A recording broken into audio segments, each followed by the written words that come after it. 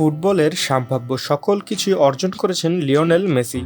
সবশেষ কাতারে অনুষ্ঠিত বিশ্বকাপটাও নিজের করে নিয়েছেন এই আর্জেন্টাইন তারকা।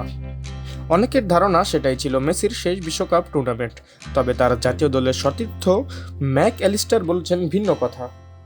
তিনি মনে করেন 2026 বিশ্বকাপেও চাইলে খেলতে পারেন মেসি। ইএসপিএনকে দেয়া এক সাক্ষাৎকারে অ্যালিস্টার বলেন, আমি মনে করি সে সেখানে 2026 বিশ্বকাপে খেলবে। অন্তত সাক্ষাৎকারে তার কথা শুনে বা আমরা যখন জাতীয় দলে যোগ দিয়ে তাকে অনুশীলন করতে দেখি কিংবা সে যেভাবে খেলে, আমার সন্দেহ নেই সে চাইলে সহজেই খেলতে পারবে।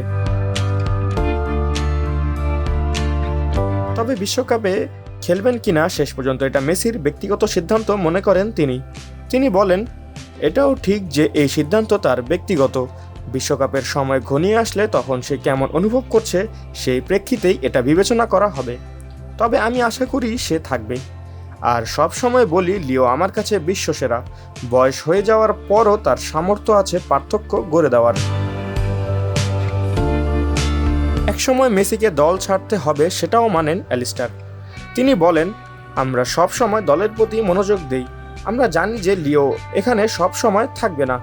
আমাদের এখন আরও শক্তিশালী হতে হবে, কারণ আমাদের যে কোনো ভুল হলে খেলোয়াড়টি আমাদের পাশে শক্ত হয়ে দাঁড়াতো। তিনি আর থাকবেন না।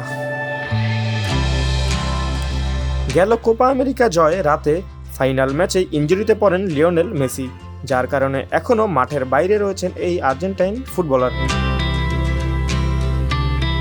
মেসিকে ছাড়া কতটা ছন্ন ছাড়া তার মার্কিন ক্লাব ইন্টার মিয়ামি তা স্পষ্ট হয়েছে কিছুদিনই। তাই বয়স হলেও যেই ম্যাচের পার্থক্য গড়ে দিতে পারেন এই ফুটবলার, সেটা বিশ্বাস করেন সকলে।